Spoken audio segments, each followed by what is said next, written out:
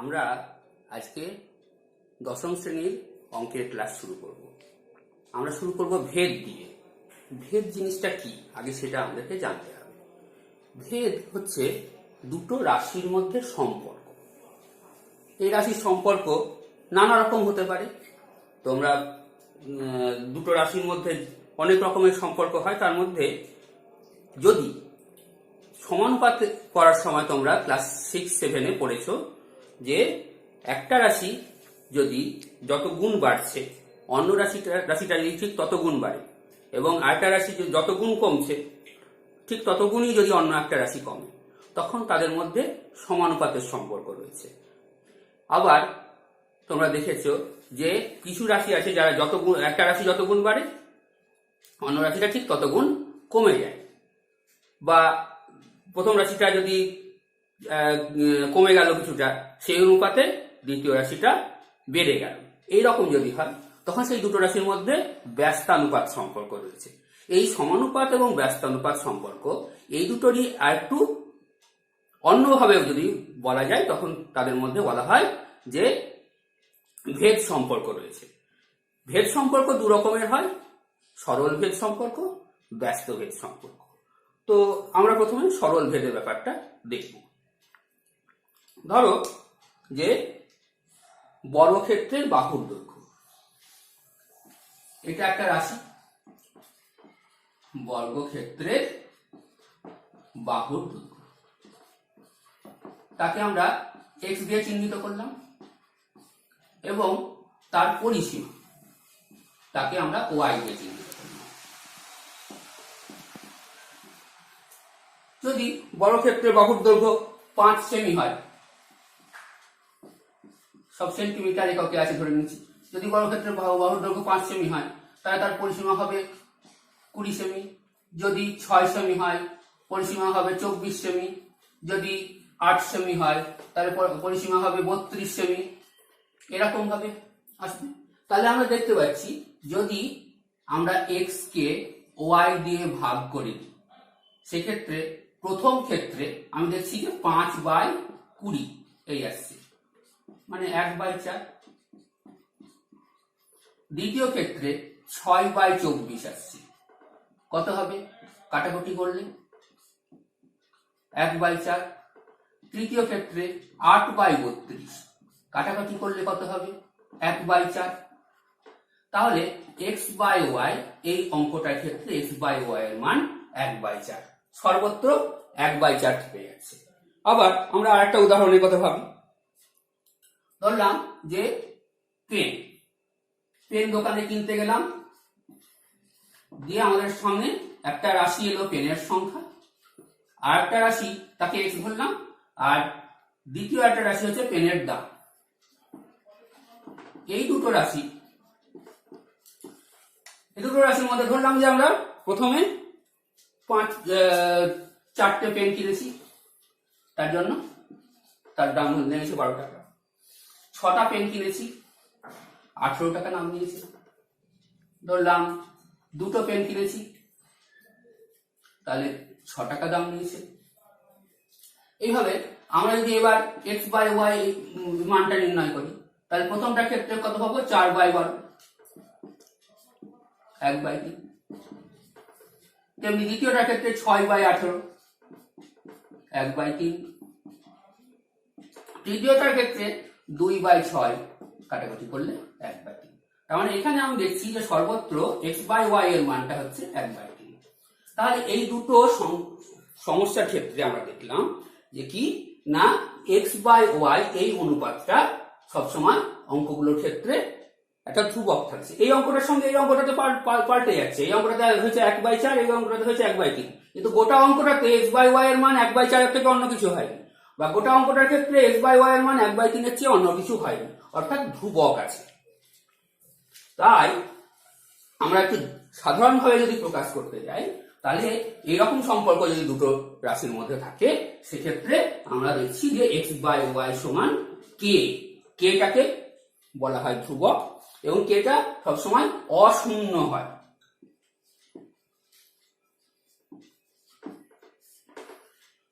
এবং এই k এর একটা নাম দেওয়া হয়েছে, এর নাম দেওয়া হয়েছে ভেদ ধ্রুবক।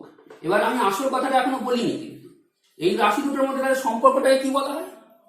এই দুটো রাশির মধ্যে সম্পর্ক যদি এরকম হয় যে x বাই ওয়াই সমান k, অর্থাৎ x বাই ওয়াইটা ধ্রুবক থাকে, সেক্ষেত্রে বলা হয় যে x এবং y সরল ভেদে রয়েছে। এবং লেখা হয় কিভাবে? এর অর্থ হচ্ছে, এটাকে উচ্চারণ করা হয় x varies as a, x varies as y। তাহলে x বাই ওয়াই যদি ধ্রুবক হয়, তাহলে আমরা বলবো যে x ওয়াই সরল ভেদে রয়েছে, বা x ভ্যারিজ অ্যাজ y। এইবার আমাদেরকে যেভাবে অঙ্ক দিতে পারে সেটা কি রকম একটু দেখব। সরল ভেদের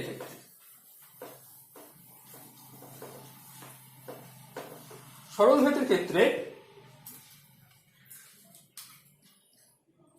আমাদেরকে এরকম দিতে পারে যে দুটো রাশি দিয়ে দিল a আর b, বিভিন্ন রকমের মান। যদি এর মান 90 হয় তাহলে b এর মান হবে 60, এর মান যদি 80 হয় তাহলে b এর মান হবে, এর মান যদি 30 হয় তাহলে b এর মান হবে 20,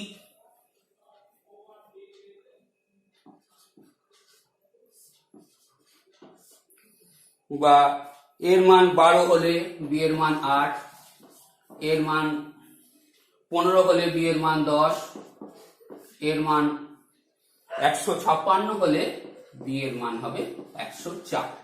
এরকম যদি হয় তাহলে a আর b এর মধ্যে কি কোনো ভেদ সম্পর্ক আছে?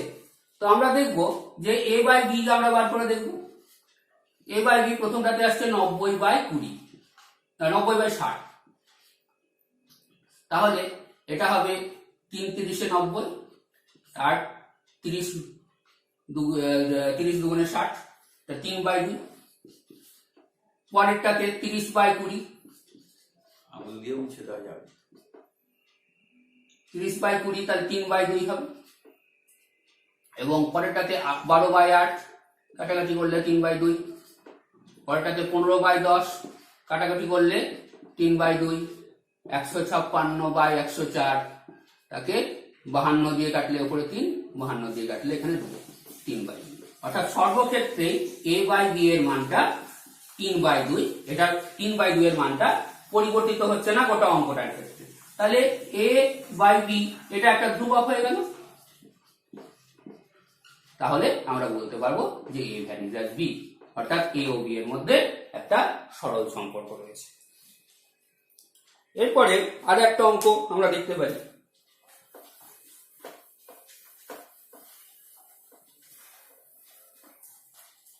সেখানে ধরো যে বাড়িতে 36টা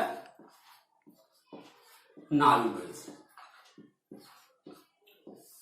তোমার বন্ধুরা আসবে, তাদের মধ্যে এই 36টা নাড়ু ভাগ করে দিতে হবে। তাহলে দু রকম আমাদের রাশি আসলো, একটা হচ্ছে বন্ধুর সংখ্যা, সেটা x দিয়ে, আর প্রত্যেক বন্ধুর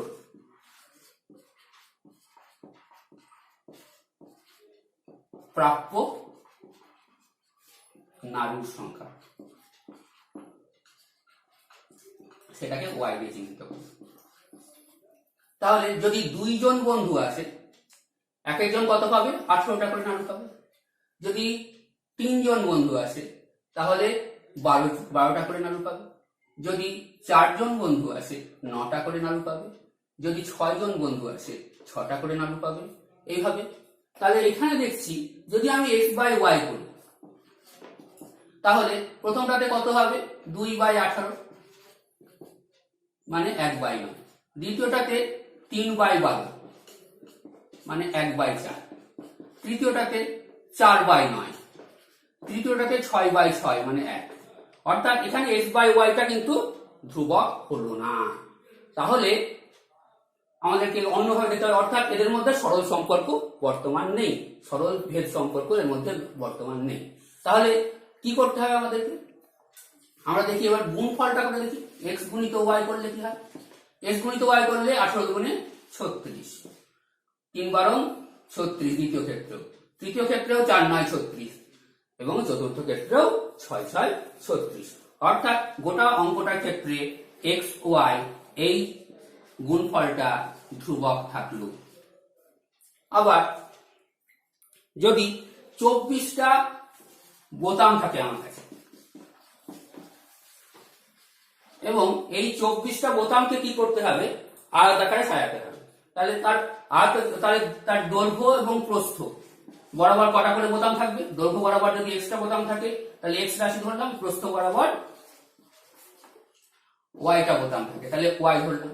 সেক্ষেত্রে তাহলে প্রথমে যদি প্রস্থ বরাবর যদি দুটো বোতাম থাকে তাহলে দৈর্ঘ্য বরাবর 12টা বোতাম থাকবে, যদি প্রস্থ বরাবর 3টে বোতাম থাকে তাহলে 8টা বোতাম থাকবে দৈর্ঘ্য বরাবর, যদি প্রস্থ বরাবর 4টে বোতাম থাকে তাহলে 6টা বোতাম থাকবে দৈর্ঘ্য বরাবর। এইভাবে তাহলে আমরা দেখছি যে এই এক্স আর ওয়াই গুণফলটা বরাবর হচ্ছে 24, এই গোটা অঙ্কটার ক্ষেত্রে 24। তাহলে এই দুটো অঙ্কের ক্ষেত্রে আমি কি দেখলাম যে প্রথম অঙ্কটার ক্ষেত্রে সবসময় এক্স ওয়াই গুণফলটা একটা নির্দিষ্ট মান হচ্ছে 36 এবং দ্বিতীয়টার ক্ষেত্রে দেখলাম একটা নির্দিষ্ট মান হচ্ছে 24। অর্থাৎ এক্স ওয়াই গুণফলটা প্রত্যেকটা অঙ্কের ক্ষেত্রে একটা নির্দিষ্ট পরিমাণ হচ্ছে, কোনো বেশিও হচ্ছে না কমও হচ্ছে না। তাহলে এখানে আমরা দেখছি যে এই রকম যদি সম্পর্ক হয় তাহলে এক্স ওয়াই এই গুণফলটার মান হচ্ছে ধ্রুবক, সেটাকে আমরা কে দিয়ে চিহ্নিত করি এবং এই কেটার নাম হচ্ছে ভেদ ধ্রুবক, এর আগেও বলেছি, এবং সেটা হচ্ছে সবসময় অশূন্য হবে, এই কথাটা মাথায় রাখতে হবে। এবং যখনই আমরা ধরবো এক্স ওয়াই সমান কে ধরবো, আমাদেরকে মাধ্যমিক পরীক্ষার সময় একটা কথা মাথায় রাখতে হবে, একটা নম্বর কিন্তু এটার জন্য কেটে নেয় যে এই কে মানটা কেটা অশূন্য এই কথাটা না লেখার জন্য। ফলে এই কথাটা মাধ্যমিক পরীক্ষার্থী যারা তারা খুব মাথায় রাখতে হবে যে এই যখনই আমরা ধরবো যে এক্স ওয়াই সমান কে বা এক্স বাই ওয়াই সমান কে, তখনই একটা ধরে নিতে হবে যে এটি অশূন্য ভেদ ধ্রুবক। এইবার আমাদের প্রশ্ন দিতে পারে একটা, তাহলে এটা হয়ে গেল ব্যস্ত ভেদ, এই দ্বিতীয় সম্পর্কটাকে বলা হয় ব্যস্ত ভেদ সম্পর্ক। তাহলে এইবার যদি আমাদেরকে একটা প্রশ্ন দেয় এক্স এর মান আর ওয়াই এর মান দিয়ে, কিরকম, যে এক্স এর মান হচ্ছে 3, ওয়াই এর মান 18, এক্স এর মান হচ্ছে 2, ওয়াই এর মান হচ্ছে 27, এক্স এর মান হচ্ছে 6, ওয়াই এর মান হচ্ছে 9, এরকম যদি হয় তাহলে এদের মধ্যে যে সম্পর্কটা কিরকম সম্পর্ক সেটা আমাদেরকে বার করতে হবে। তা বার করতে গেলে আমরা প্রথমে এক্স বাই ওয়াই বার করব। তো প্রথমটার ক্ষেত্রে 3/18 মানে 1/6, দ্বিতীয়টার ক্ষেত্রে 2/27 কাটাকুটি হয় না, তৃতীয়টার ক্ষেত্রে 6/9 মানে হচ্ছে 2/3। তাহলে এখানে এক্স বাই ওয়াই এই সম্পর্কটা কিন্তু কোনোভাবে ধ্রুবক হচ্ছে, তাহলে আমাদের আবার গুণফলের দিকে যেতে হবে, এক্স ওয়াই 3 18 54, তারপর দ্বিতীয়টার ক্ষেত্রে 27 দুগুণে 54, তৃতীয়টার ক্ষেত্রে 6 9 54, অর্থাৎ এক্স ওয়াই এর মান এখানে এক্স ওয়াই এটা হচ্ছে ধ্রুবক। আচ্ছা, তার মানে এক্স এখানে কি লিখবো আমরা, এক্স ও ওয়াই এর মধ্যে ব্যস্ত ভেদ সম্পর্ক রয়েছে এবং এই ব্যস্ত ভেদটাকে কিভাবে লেখা হয়, ব্যস্ত ভেদটা হচ্ছে এক্স, আচ্ছা এই জিনিসটাকে আমি X by X into Y লেখা যায়, তো এক্সটাকে আমি এইভাবে লিখতে পারি এক্স বাই 1/y সমান ধ্রুবক, অর্থাৎ এক্স আর 1/y এই দুটো রাশি যেন সরল সম্পর্কে রয়েছে, সেই জন্য আমরা এটা এইভাবে লিখি যে এক্স ভ্যারিজ অ্যাজ 1/y। তাহলে এই ব্যস্ত ভেদ সম্পর্ক বলাও যা, এক্স ভ্যারিজ অ্যাজ 1/y বলাও একই কথা। এবার আমাদের একটা প্রশ্ন দেয়, প্রশ্নটা কি, এটা ইম্পর্টেন্ট একটা প্রশ্ন, তোমাদের বইয়ে 16 নম্বর প্রয়োগে অঙ্কটা রয়েছে। বলছে যে a square plus B square varies as a square minus B square. তাহলে প্রমাণ করো যে a ভ্যারিজ অ্যাজ বি। তাহলে আমরা কি করব, আমরা a square plus B square varies as a square minus B square, তার মানে কি a square plus B square আর a square minus B square এই দুটো রাশির মধ্যে সরল ভেদ সম্পর্ক রয়েছে, অর্থাৎ এদের অনুপাতটা একটা ধ্রুবক আছে। অতএব প্রথম আমরা যেটা ধরবো a square plus B square by a square minus B square equal to K. এবার কে বলার সঙ্গে সঙ্গে আমাদেরকে কেটা কি সেটা বলতে হবে। কেটা বলতে হবে কি, কে হচ্ছে ভেদ ধ্রুবক এবং যেটা সবচেয়ে বেশি ইম্পর্টেন্ট সেটা হচ্ছে নট ইকুয়াল টু 0। এই দুটো কথা কিন্তু বলে নিতে হবে সঙ্গে সঙ্গে। যে কোনো অঙ্ক শুরু করার সময় কে যখনই ধরা হবে তখনই এখানে বলে নিতে হবে যে কে সমান ভেদ ধ্রুবক এবং সেটা নট ইকুয়াল টু 0। এইবার এইখানটাতে আমি ধরে নিচ্ছি যে কে নিচে আছে 1। সবসময় আমরা এখানটাতে যোগ ভাগ প্রক্রিয়ায় পাই। তোমরা সমানুপাত করার সময় যোগ ভাগ প্রক্রিয়ার কথা পড়েছো, যোগ ভাগ প্রক্রিয়ায় পাই। কি করব, উপরেরটাতে হচ্ছে a square plus B square plus a square minus B square, যোগ করলাম, ভাগ মানে বিয়োগ, a square plus B square minus a square plus B square, এবং এখানে কি হবে K plus 1 by K minus 1। আচ্ছা, এখানে আমি দেখছি plus B square minus B square কেটে যাচ্ছে, a square plus a square 2a square. এখানে plus a square minus a square কেটে যাচ্ছে, B square plus B square 2b square. আর এইটাকে আমি ধরলাম m, যেখানে m সমান K plus 1 by K minus 1 সমান ধ্রুবক। বা এখানে তাহলে a square by B square equal to m, বা এখান থেকে a by B equal to root m equal to কিছু একটা ধরে নিলাম, l ধরলাম, l ধ্রুবক। অতএব a equal to L B, অতএব a ভ্যারিজ অ্যাজ b। এটাই আমাকে প্রমাণ করতে দিয়েছিল, তাহলে প্রমাণিত, যেহেতু প্রমাণ করতে বললো সেহেতু শেষে আমরা প্রমাণিত কথাটা লিখে দেব। এই একটা অঙ্ক। আচ্ছা, এরপরে আমরা একটা নতুন তত্ত্ব, যৌগিক ভেদের তত্ত্ব, এই একটা তত্ত্ব আমরা পড়ব। যৌগিক ভেদের তত্ত্বটা কি বলছে, যে ধরি যে তিনটে রাশি রয়েছে, তিনটে রাশি হচ্ছে x, y এবং z। এই তিনটে রাশির মধ্যে একটা অদ্ভুত সম্পর্ক রয়েছে। কিরকম না, x আর y সরল ভেদ আছে যদি z ধ্রুবক থাকে, আবার x ভ্যারিজ অ্যাজ z যদি y ধ্রুবক থাকে। এরকম সম্পর্ক যদি হয় তাহলে যৌগিক ভেদের সূত্র অনুযায়ী আমরা বলতে পারি, এই দুটো থেকে আমরা বলতে পারি যে x varies as y z। যদি y এবং z উভয়েই পরিবর্তনশীল হয়, এটাই হচ্ছে যৌগিক ভেদের সূত্র। তাহলে x এবং y এবং z উভয়ই পরিবর্তনশীল হলো। এইবার তাহলে এইটা হচ্ছে যৌগিক ভেদের সূত্র। এইরকম অজস্র এর উদাহরণ রয়েছে। যেমন ধরো যে একটা আয়তক্ষেত্রের ক্ষেত্রফল, আয়তক্ষেত্রের ক্ষেত্রফল যদি প্রস্থটা ঠিক থাকে তাহলে দৈর্ঘ্য বাড়লে আয়তক্ষেত্রের ক্ষেত্রফল বাড়বে। তাহলে দৈর্ঘ্যের সঙ্গে আয়তক্ষেত্রের ক্ষেত্রফল যদি আমি a বলি, তাহলে দৈর্ঘ্যটাকে x দিয়ে চিহ্নিত করলে তাহলে a ভ্যারিজ অ্যাজ x, যখন প্রস্থ y টা ধ্রুবক আছে, চেঞ্জ করছে না। আবার যদি x অর্থাৎ দৈর্ঘ্যটা যদি ধ্রুবক থাকে তাহলে এটা প্রস্থ বাড়লে বাড়বে,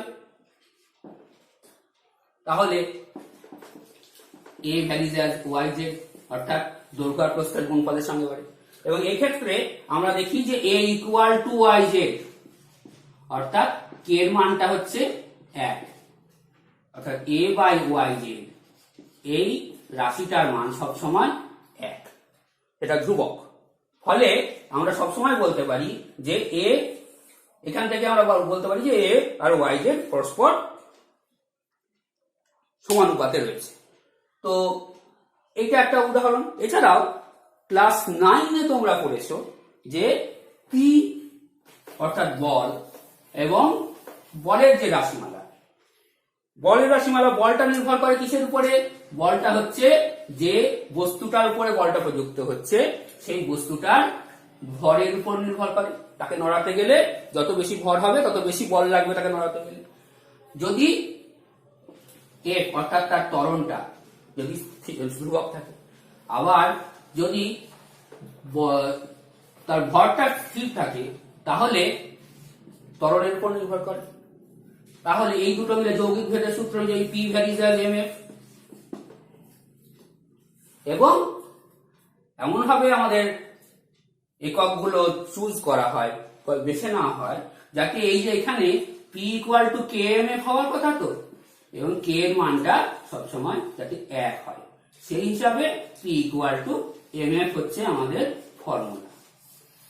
এছাড়াও ক্লাস 10-এ উঠে তোমরা আরো একটা যৌগিক ভেদের উপপাদ্যের প্রয়োগ করেছো। কিরকম? যখন তুমি